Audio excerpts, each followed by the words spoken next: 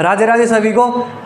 तो शुरू करते हैं आज का सेकंड लेक्चर अपने साइंस के फर्स्ट चैप्टर का, मैटर इन अवर सराउंडिंग का, जिसमें आज का सबसे बड़ा क्वेश्चन जो मुझसे किसी ने पूछा, can matter change it's state. भैया हमें आप ये बताइए, आपने मैटर पढ़ाया, हमें मैटर की डेफिनेशन बताई, मैटर किस चीज़ से बना होता है वो बताया, पार्टिकल की आपने करेक्टरिस्टिक्स बताई। अब करेक्टरिस्टिक्स ही बताने के बाद आपने फिर ये भी बताया कि कितने टाइप्स के मैटर होते हैं। पर अब हम आपसे ये पूछ रहे हैं, can matter change it's state. क्या जो मैटर है, कोई भी चीज़ है, सॉलिड, लिक्विड, गैस, क्या ये एक दूसरे पे बदल सकते हैं? तो ना इसका आंसर ना बहुत ही आसान है, हाँ। पर ये ना सारी चीज़ों के लिए अप्लाई नहीं होता है, क्योंकि अगर आप बहुत सारे एग्जांपल लो, आप आयरन को गैस में बदल सकते हो? मुझे तो नहीं लगता, क्योंकि आप आयरन को हीट करोगे, कितना भी हीट करोगे, वो पाउडर फॉर्म तक आ सकता है, उसके बाद वो आपका गैस में कन्वर्ट नहीं हो सकता। तो ये ना can matter change its surrounding, ये दो तरफा बात है, ये ट्रू भी है और फॉल्स भी है। क्यों? ट्रू में बहुत सारे ऐसे एग्जाम्पल हैं, जैसे आइस हुआ, आइस को आप हीट करते हो वो पानी बन जाता है, पानी को और आप हीट करते हो तो वेपर बन जाता है। तो इसके बारे में मैं आपको बताऊंगा, वेपर क्या होता है, पानी कैसे बनता है, आइस से पानी तक का सफ़र, पानी से गैस तक का सफ़र, यानी वाटर वेपर तक का सफ़र। तो इस बात को आप लिख लो, कैन मैटर चेंज स्टेट, तो इसमें लिख लीजिए true but for some, sorry मैं एक बार रिपीट कर देता हूँ, मेरी गलती हो गई, फिर से बताता हूँ। Can matter change state, yes some matter can change states, बस ये है इसका। और एग्जांपल में आप लिख देना आइस, ओके, आइस वाटर, ठीक है। तो कैन मैटर चेंज, सही बात है। चलो अब आगे चलते हैं। अब कोई मुझसे बोला भैया चलो ठीक है ये समझ आ गया कैन मैटर चेंज, अब बताओ तो सही, करके तो बताओ, कुछ एग्जाम्पल द्वारा तो समझाओ। तो ना आपकी बुक में ना एक ही एग्जाम्पल है, वो ही आपको बहुत इंपॉर्टेंटली याद करना है, वो है आइस, वाटर और वाटर वेपर, ये वाला। क्योंकि इसमें ना क्या बात छुपी हुई है। आप आइस से वाटर में आओगे, आइस से वाटर में आओगे ना तो बहुत बड़ा चेंज है।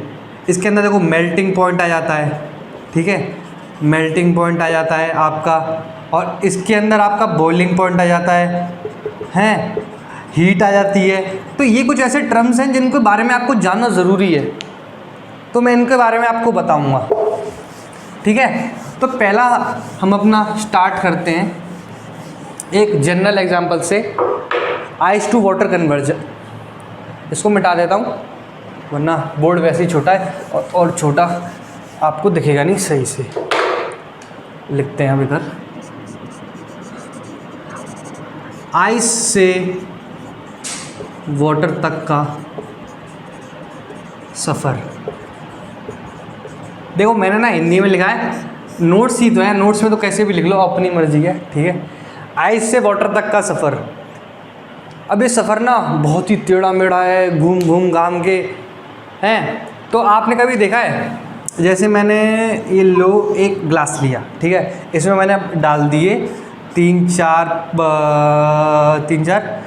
सही है, छः आइस क्यूब डाल दिए। आइस क्यूब जानते हो ना, वो ट्रे लेते हैं ऐसे निकाल लेते हैं साथ में, वही वाली, ठीक है। अब मैंने इसके नीचे ना बर्नर लगाया, अब बर्नर छोड़ो, ये गैस है आपकी घर पे, गैस लगा दी, उसके नीचे हीट कर दिया ऐसे। आप देखना एक चीज़, आप एक चीज़ देखोगे, ये धीरे धीरे ना मेल्ट डाउन होना शुरू होंगे। मेल्ट डाउन ये क्या टर्म है? मेल्ट डाउन यानी पिघलना यानी ये अपना शेप चेंज करने लगेंगे थोड़ा, जैसे इधर पानी आ गया, अभी थोड़े आइस क्यूब रह गए हैं ऐसे, ये अपना धीरे धीरे शेप चेंज करना शुरू करेंगे। क्योंकि देखो टॉपिक का नाम ही है कैन मैटर चेंज स्टेट्स है, तो स्टेट तो चेंज होगी। तो पहले आइस था, आइस से ये बन रहा है वाटर, और फाइनली जाके एक प्रॉपर टेम्परेचर पे ख़त्म होगी, ये पानी बन जाएगा, ठीक है। ये समझ गए होगे सब, ज़्यादा हार्ड नहीं है, खुद भी करके देखोगे तो भी आ जाएगा। अब थोड़ा ना इसमें इंक डाल लेता हूँ मैं, तो आप लोगों को यहाँ तक बिल्कुल क्लियरली समझ आ गया होगा। तो ना ये मैंने प्रोसेस पता है आपको क्यों समझाया, क्योंकि ना इसके अंदर ही वो चीज़ें छुपी हुई हैं। अब देखो, अब बहुत से बच्चे बोल रहे हैं ये हीट करने पे ही क्यों बदल रहा है, ऐसा क्यों नहीं है कि हम इसे और कोल्ड कर दें तो ये पानी बन जाए। दिमाग तो सही लगाया है, ठीक है। तो करते हैं आगे इस पे बात। देखो, जब आप आइस, जैसे आइस के पार्टिकल्स हैं, पास पास पास पास पास पास पास पास पास पास पास, आप जैसे इनको हीट करोगे ना, when we heat the solid, इसमें सॉलिड मैंने आइस लिया, ठीक है, आप ऑब्लिक करके आइस लिख लेना। When we heat the solid the particle kinetic energy increases. ये क्या बात है, ये बात, ये बताओ, ये नहीं मालूम तो ठीक है, यही बताता हूँ आपको, उत्सुकता है जानने की तो बताता हूँ। देखो, आप जब भी ना, मैंने आपको बताया था कि पार्टिकल जो हैं वो कंटिन्यूसली मूव करते हैं। कोई भी चीज़ जो मूव करती है ना, उसकी वो एक एनर्जी पोजेस करती है, जिसको हम बोलते हैं काइनेटिक एनर्जी। और जो काइनेटिक एनर्जी वो इन पार्टिकल्स के पास थी, पर वो इतनी नहीं थी कि वो दूर दूर चले जाएं या तोड़ दें दूसरे बंधन को। पर जैसे ही मैंने हीट किया ना, when we heat the solid, मतलब ice, the particles kinetic energy increases. Kinetic energy increase होने से पता क्या होगा, ये थोड़ा थोड़ा हिलने डुलने लगेंगे। हिलने डुलने से क्या होगा, their vibrations increases, vibration increase होगा। यानी जैसे ही मैंने इसको हीट किया, हिलने शुरू हुए तो वाइब्रेट करना शुरू होता है। जैसे आपने कभी देखा है, आपका फ़ोन आप वाइब्रेट मोड पे लगा दो, तो अगर वो उसको आप किसी चीज़ पे रखोगे तो वो हिलने लगता है। ऐसे ही जो पार्टिकल्स है ना, अभी हिलने लगेंगे एक दूसरे से, काइनेटिक एनर्जी इंक्रीज होगी, वाइब्रेशंस इंक्रीज होंगे, और एट दी एंड जाके पता है आपको क्या होगा, फोर्स ऑफ अट्रैक्शन डिक्रीजेस। जैसी काइनेटिक एनर्जी बढ़ी, वाइब्रेशन बढ़ी, फोर्स ऑफ अट्रैक्शन खत्म। यानी ये एक दूसरे के बंधन को तोड़ देंगे और ये फ्री हो जाएंगे। फ्री होने से क्या होगा, ये वाटर में कन्वर्ट हो जाएगा, ठीक है।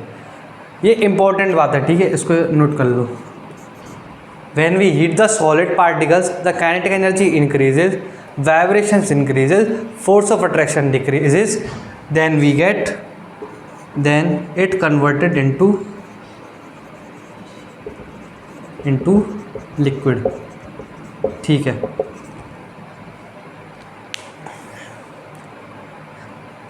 लिख लो इसे, लिख लिया होगा मेरे हिसाब से, तो ठीक है, आगे चलते हैं।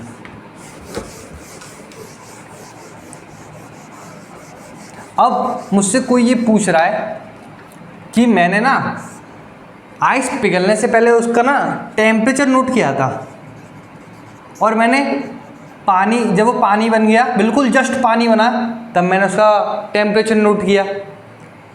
तो टेम्परेचर सेम कैसे है? बात तो सही है, टेम्परेचर सेम है, पर हमने तो हीट दी थी। जब हम किसी भी पार्टिकल को हीट देंगे, उसमें एनर्जी जा रही है, एनर्जी जाने से क्या होना चाहिए, टेम्परेचर इंक्रीज होना चाहिए। यानी जो हमने हीट दी थी वो कहाँ गई, वो कहीं ना कहीं गायब हो गई। ऐसी छुपी हुई जो हीट होती है ना, उसी को हम पता है क्या कहते हैं, लेटेंट हीट। और लेटेंट हीट में भी ना, अभी तो मैं आपको आइस से वाटर तक का सफ़र समझा रहा हूँ, तो इसमें लेटेंट हीट ऑफ फ्यूजन आएगा, ठीक है। लेटेंट हीट यानी छुपी हुई हीट। अब इसकी डेफिनेशन लिख लो, the heat required to break the force of attraction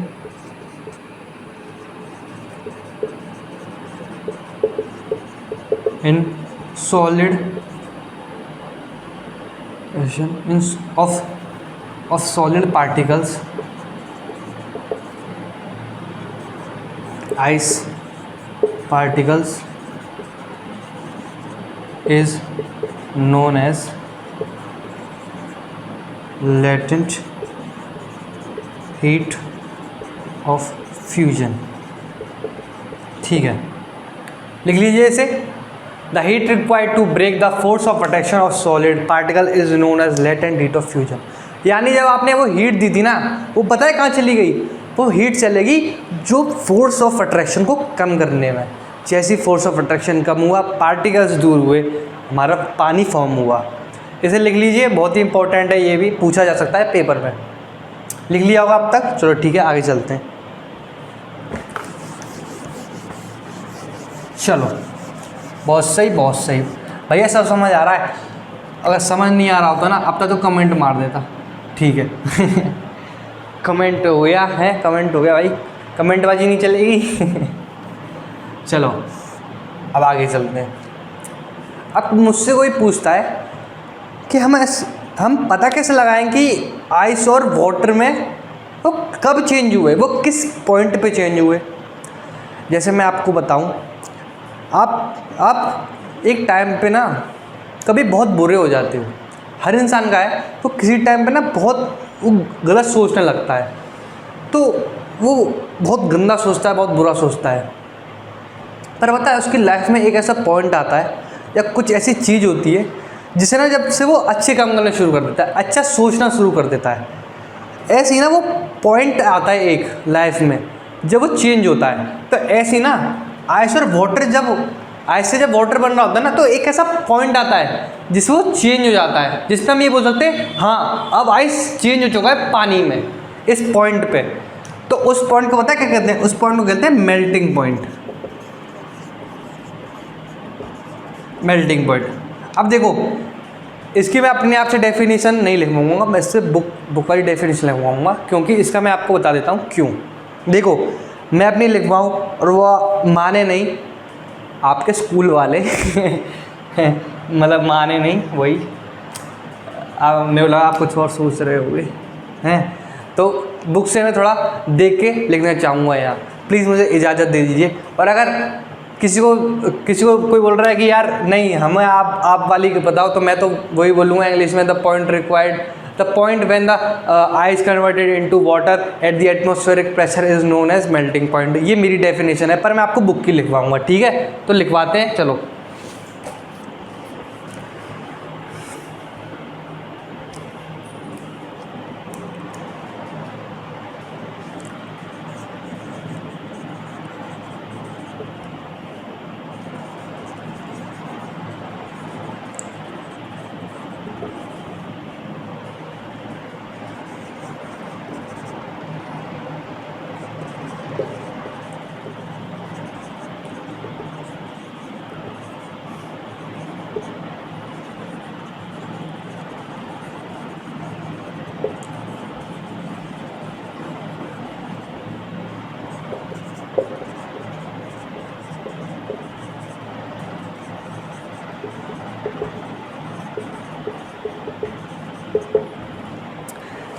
जैसा मैंने आप सभी को एक एग्जांपल बताया था कि एक ऐसा पॉइंट आता है लाइफ में जब इंसान अच्छे से सुधरने की कोशिश करता है। ऐसे ही ना जब आप सॉलिड से लिक्विड में जा रहे हो ना, तो एक ऐसा मिनिमम टेम्परेचर, अरे यार ये मिनिमम क्यों नहीं लेगा, द मिनिमम आएगा भाई,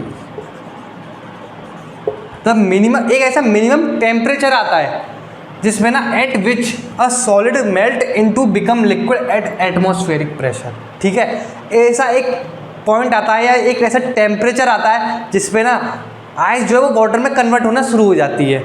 अब ना देखो, मैंने आपको मिनिमम टेम्परेचर नहीं बताया था, उसका मैं रीज़न बता देता हूँ। देखो, मिनिमम टेम्परेचर मैंने इसलिए नहीं बताया क्योंकि आप फिर ना उसको टेम्परेचर के नज़रिए से सोचोगे कि यार ऐसा एक टेम्परेचर होता है, उस पर ना ऐसा ऐसा होता है। नहीं, उसको आप पॉइंट की तरह समझो कि एक ऐसा पॉइंट आएगा, यानी एक ऐसी सिचुएशन आएगी जब वो पानी से जब वो आइस से पानी में कन्वर्ट होगा, तो आप उसे ऐसे सोचो कि हाँ यार एक मेल्टिंग पॉइंट नाम की कोई चीज़ होती है। जब आप ये सोच लोगे ना, तो आपके दिमाग में एक अपने आप आ जाएगा कि भाई मिनिमम टेम्परेचर होना ही होगा, क्योंकि देखो कोई भी चीज़ है वो बिना टेम्परेचर के तो पिघलेगी नहीं, तो एक मिनिमम टेम्परेचर रिक्वायर्ड होगा। जब ये मिनिमम टेम्परेचर पता है वो कहाँ से आ रहा है, वो हीट से ही आ रहा है। तो minimum temperature at which a solid melts into become a liquid at atmospheric pressure is known as melting point. अब मैं बताऊं, बच्चों को ये तो समझ सॉरी सारे स्टूडेंट्स को ये समझ आ गया होगा कि मिनिमम टेम्परेचर क्या है, पर कुछ लोग इसमें कंफ्यूज होंगे अभी। एटमॉस्फेरिक प्रेशर क्या होता है? आपको पता है जब भी आप बैलून फुलाते हो ना, ऐसा क्यों नहीं होता कि कभी आपने बैलून फुलाया और वो एकदम से इतना बड़ा फूल जाए? क्यों ऐसा क्यों नहीं होता? कभी सोचा है? क्यों मैं बताऊँ उसको ऐसा क्यों होता है। देखो उसमें एक तो उसके मटेरियल की बात है, क्योंकि वो इलास्टिक है तो उसको फैलने में थोड़ा टाइम लगेगा। पर मैं बताऊँ एक और चीज़ होती है, जब आप उसमें हवा देते हो ना बैलून में, तो एक प्रेशर लग रहा होता है जो उसे अंदर की ओर ढकेल रहा होता है। ये प्रेशर आपने तो लगाया नहीं, ये प्रेशर आया कहाँ से? ये प्रेशर आया एटमॉस्फेयर से। ऐसे ही सभी लोगों के ऊपर, हर चीज़ के ऊपर एटमॉस्फेरिक प्रेशर लगाता है। यानी हमारा जो अर्थ है, अर्थ का जो एटमॉस्फेयर है, वो हर मटेरियल पे एक प्रेशर लगाता है जिसे हम एटमॉस्फेरिक प्रेशर कहते हैं। ठीक है, ओके चलो अब मैं मेल्टिंग पॉइंट का जो मिनिमम टेम्परेचर है वो लिखवा देता हूँ। जो टेम्परेचर है वो है 273.5 केल्विन। अगर इसे आप मोटा मोटी लिखोगे तो ये है 273 केल्विन। यानी कन्वर्जन सिखा देता हूँ आपको, केल्विन से डिग्री सेल्सियस तक का कन्वर्जन। इसको अलग से थोड़ा डाल लेना, अलग से टॉपिक्स में। Conversion of Kelvin to Celsius. आपको पता है डिग्री सेल्सियस निकालना है ना, तो आपको केल्विन टेम्परेचर गिवन हो, गिवन। तो मैं बात कर रहा था conversion of Kelvin to Celsius. तो ठीक है बताता हूँ आपको। जैसे मैं एक एग्जांपल लेता हूँ, एग्जांपल के द्वारा अच्छा से समझ आता है, ठीक है, इसलिए मैं एग्जांपल ले रहा हूँ। थोड़ा गंदा हो जाता है बोर्ड, कोई बात नहीं। तो इधर ले लेता हूँ एग्जांपल, यार बहुत छोटा हो गया है। एग्जांपल है आपका 100 डिग्री सेल्सियस। अब इसको आपको केल्विन में कन्वर्ट करना है, ठीक है, ठीक है। तो देखो केल्विन में कैसे कन्वर्ट करते हैं। 100 डिग्री सेल्सियस दे रखा है, तो हमको फाइंड करना है डिग्री सेल्सियस इन केल्विन। इसका फॉर्मूला होता है स्टैंडर्ड केल्विन। स्टैंडर्ड केल्विन क्या होता है? 273, ठीक है, standard kelvin plus given degree Celsius. इसको नोट कर लो पहले, इसको पूरे को मिटाऊंगा क्योंकि इसे जगह नहीं बची है। अब नोट कर लिया हुआ, ठीक है।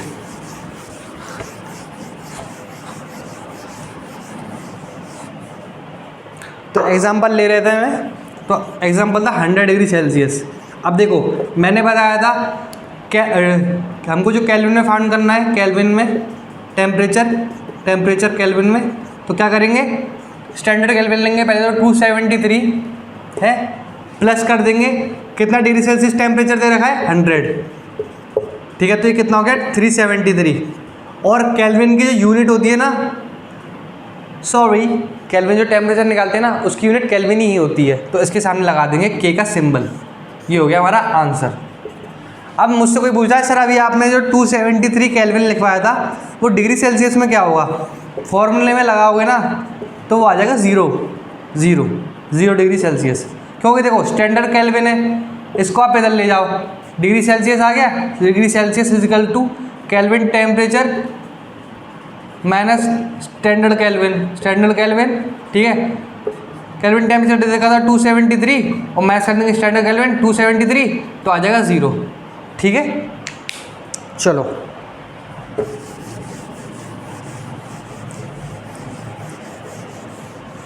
आपको मैंने मेल्टिंग पॉइंट बता दिया, लैटेंट हीट ऑफ फ्यूजन बता दिया। चलो ठीक है, इसमें थोड़ी इंक डाल लेता हूँ जब तक। चलो आगे चलते हैं। ये था आइस से वाटर तक का सफ़र और ये ख़त्म हो गया है। अब आपका पानी पीने लायक है तो आप इसे पीना नहीं है भाई, पीना नहीं है, रुक जा अभी, उससे और आगे चलना है। ये तो हमारा पहला सफ़र था। अब हमारा है दूसरा सफ़र, वाटर से वाटर यानी लिक्विड, वाटर से देखो वाटर ना लिक्विड का पार्ट है, ये नहीं है कि वाटर ही लिक्विड है, ठीक है। लिक्विड में बहुत सारी चीज़ें आती हैं, ऑयल है आपका, और आप कोई चीज़ पानी में ब्लीचिंग पाउडर डाल दो, कुछ भी डाल दो, और बहुत सारी चीज़ें, कैस्टर ऑयल, विनेगर ऑयल, सब लिक्विड है, ठीक है। अब वाटर से वाटर वेपर तक का सफ़र यानी गैसीय स्टेट।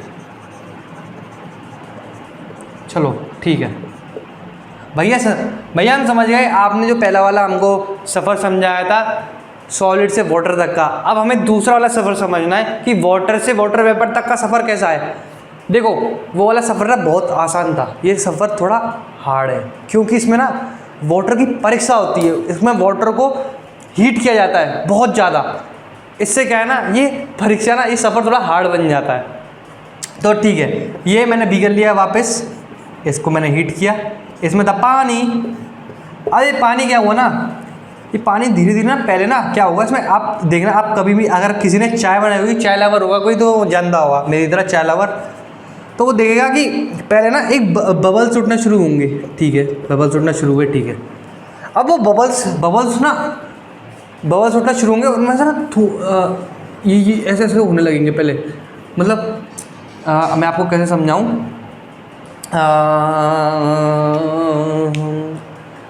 समझाना क्या है, खुद करके देख लेना ना। देखो बीकर लेना, बीकर में पानी डालना, पानी को गैस पे रख देना, एक टाइम पे पता क्या होगा, पहले बबल्स आएंगे, थोड़े थोड़े छोटे छोटे हाइड्रोजन बबल्स, फिर ना वो ऊपर नीचे आने लगेगा, सूप बनाया होगा किसी ने, वो भी जानता होगा, ऐसे आवाज़ आती है, मैं निकालने की कोशिश कर रहा हूँ तो ऐसे आवाज़ आती है, ठीक है। यही एक ऐसा पॉइंट होता है ना, यही वो पॉइंट है जब बड़ आवाज़ आने लगती है ना, और तभी आप एक चीज़ देखोगे, भाप निकलना शुरू होती है। 1 मिनट का पॉज लेते हैं। तो देखो मैंने अभी आपको ये बताया कि एक ऐसा पॉइंट आएगा ना, जब आप देखोगे कि कुछ जा रहा है, सफ़ेद से हवा में जा रहा है, वही है वाटर वेपर।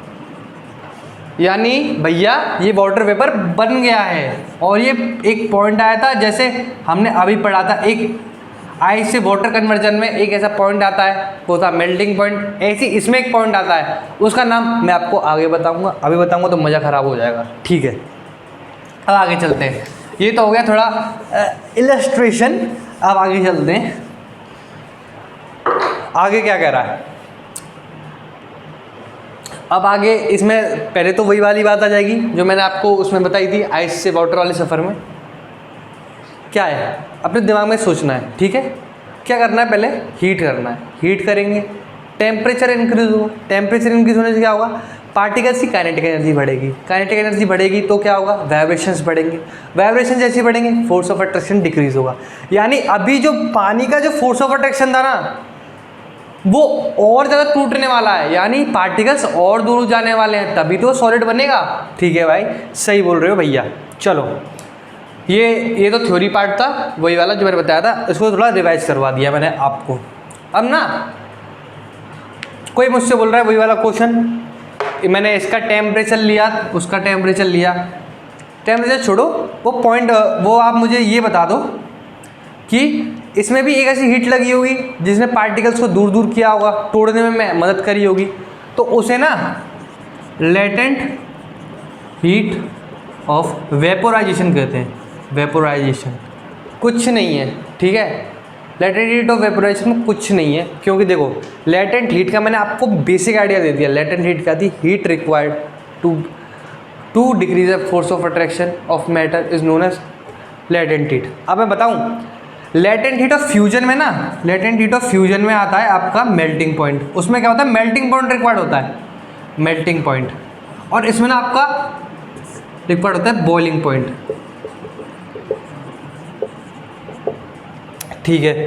तो देखो मैंने आपको लेटेंट हीट के बारे में बता दिया था, पर मैंने ना आपको ना लेटेंट हीट के बारे में बता दिया था, बेसिक आइडिया दे दिया था। अब पता है लेटेंट हीट के 2 पार्ट होते हैं, बताया था मैंने आपको, एक था फ्यूजन और एक था वेपोराइजेशन। अब इसकी ना प्रॉपर डेफिनेशन मैं आपको लिखवाने जा रहा हूँ इन दोनों की। उसमें तो मैंने बस आपको लेटेंट हीट की लिखवाई थी, और अगर मैंने लेटेंट हीट ऑफ फ्यूजन लिखवा दिया ना गलती से, वो क्या होता है मेरे थोड़ी कभी गलती हो जाती है, तो फ्यूजन को काट देना, वो सिर्फ लेटेंट हीट की है, ठीक है। और उसमें सॉलिड लिक्विड लिख रहा तो हट हट टाटा, ठीक है। तो करते हैं लेटेंट हीट ऑफ फ्यूजन। मैंने आपको पहले बता दिया, बुक से देख के बताऊंगा क्योंकि स्कूल में वही चलती है। चलो ठीक है, करते हैं। The amount of heat required to change 1 kg of a solid into liquid at atmospheric pressure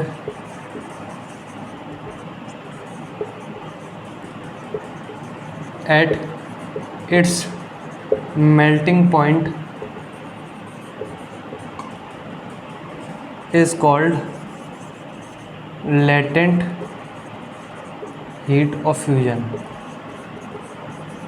मैं आपको पढ़ के बता देता हूँ, शायद दिख नहीं रहा हो, इंक ख़त्म हो गई है यानी कम हो गई है, पहले वो डाल देता हूँ।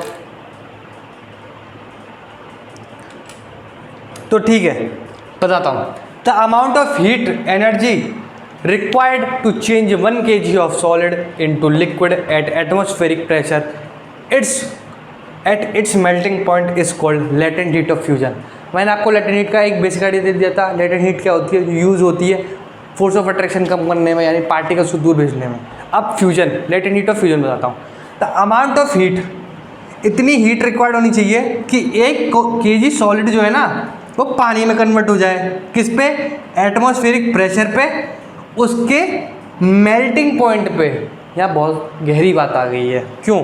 देखो, ऐसा नहीं है कि कभी भी कुछ भी हो सकता है। लेटेंट हीट एक प्रॉपर हीट जो मेल्टिंग पॉइंट पे ही आएगी। The heat required at its melting point, समझ रहे हो ना बात? समझ रहे हो ना? बहुत गहरी बात है। उसके मेल्टिंग पॉइंट पे ही आएगी। कभी डेफिनेशन में ये मत लिख देना liquid at atmospheric pressure is called latent heat. अगर आपने मेल्टिंग पॉइंट नहीं लिखा ना तो उसे वैलिड डेफिनेशन माना ही नहीं जाएगा, ठीक है। अब देखो, मेल्टिंग पॉइंट है, इसमें ना ये था लेटेंट हीट ऑफ फ्यूजन। अब मैं बताऊँ वेपोराइजेशन में क्या होगा। वेपोराइजेशन में शॉर्टकट बता देता हूँ। Vaporisation, latent heat of vaporisation में बहुत आसान है, बहुत आसान है, कुछ नहीं है, ठीक है। LH of vaporisation, latent heat of vaporisation. इसमें ना 1 kg ऑफ सॉलिड था ना, सॉलिड को आप बदल देना लिक्विड से, ठीक है। और ये सॉलिड लिक्विड को आप बदल देना गैस से। एटमॉस्फेरिक प्रेशर वही रहेगा। एट इट्स मेल्टिंग पॉइंट की जगह लिख देना, मेल्टिंग पॉइंट की जगह आएगा, मेल्टिंग पॉइंट की जगह MP लिख देता हूँ शॉर्ट में, BP यानी बॉइलिंग पॉइंट, ठीक है। अब कुछ बच्चे बोल रहे हैं भैया आपने बॉइलिंग पॉइंट तो पढ़ा ही नहीं, तो मैं बताऊं बॉइलिंग पॉइंट अभी बताता हूं मैं आपको, तभी आपको समझ आएगा। क्योंकि देखो, पहले मैंने जब फ्यूजन वाले में बताया था तो मैंने आपको पहले लेटेंट हीट बताया था, बाद में मेल्टिंग पॉइंट बताया था। तो मैं ऐसे ही इसमें पहले आपको लेटेंट हीट बता रहा हूँ, बाद में बॉइलिंग पॉइंट बताऊँगा। चलो ठीक है, आगे चलते हैं। अब लिख लिया होगा, नहीं लिखा होगा तो पॉज करके देख लेना एक बार, ठीक है। कुछ नहीं है, बहुत आसान था। चलो ठीक है, अब करते हैं बॉइलिंग पॉइंट की बात।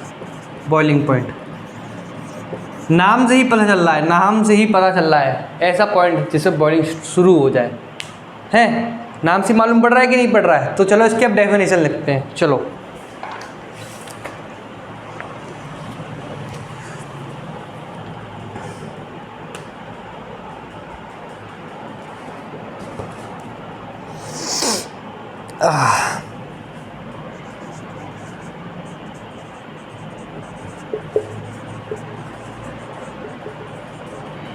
the temperature at which a liquid starts boiling at the atmospheric pressure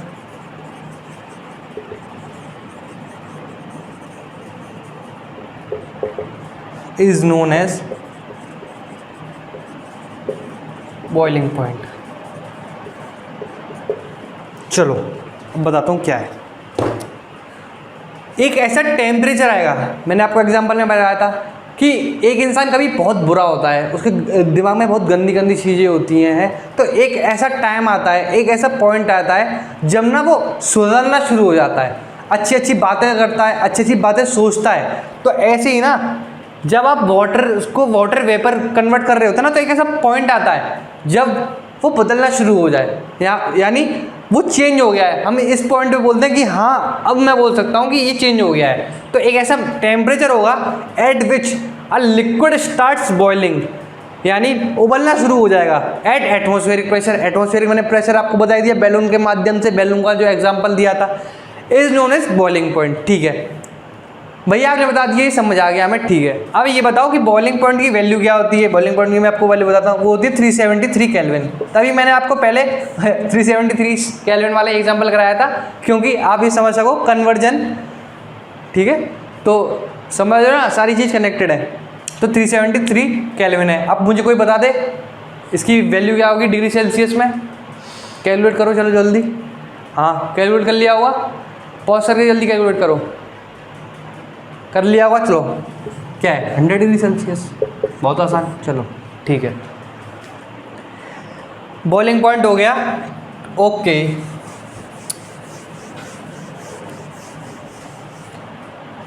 तो अब क्या हुआ, आखिरकार आपका वाटर वेपर बन चुका है, बधाई हो। ठीक है वाटर वेपर बन चुका है। और मैंने आपको बॉइलिंग पॉइंट के बारे में एक और चीज़ नहीं बताई। बॉइलिंग पॉइंट ना बल्क प्रोसेस है, बल्क प्रोसेस। बल्क जानते होगे, बल्क कई सामान लेने गए बल्क में लेते हैं, बल्क यानी इकट्ठा। ऐसी बॉइलिंग जो है ना वो इकट्ठा प्रोसेस है। आपने बीकर में पानी लिया तो ऐसा नहीं है कि ये इतने ही पानी को गर्म करेगा, इतने को छोड़ देगा, इतने को ही बॉईल करेगा, इतने को छोड़ देगा, ऐसा नहीं है। ये बल्क में करेगा, ये पूरे को करेगा, ये पार्शियलिटी नहीं करेगा। तो क्या है बॉइलिंग पॉइंट ना एक बल्क प्रोसेस है। बॉइलिंग पॉइंट, सॉरी क्या बोल रहा हूँ, बॉइलिंग क्या है, एक बल्क प्रोसेस है बॉइलिंग। ठीक है इसे लिख लेना, ये काम आएगा। Boiling is a bulk process. अब देखो यहाँ तक हमने पढ़ लिया है। अब आपकी ना दो इंपॉर्टेंट चीज़ें रह गई हैं कि प्रेशर का क्या इफेक्ट होता है मैटर पे और इवेपोरेशन। ये दो टॉपिक मैं आपको अगली क्लास में पढ़ाऊँगा। तो मिलते हैं फिर नेक्स्ट लेक्चर में, तब तक के लिए सी यू, टाटा, गुड बाय और राधे राधे।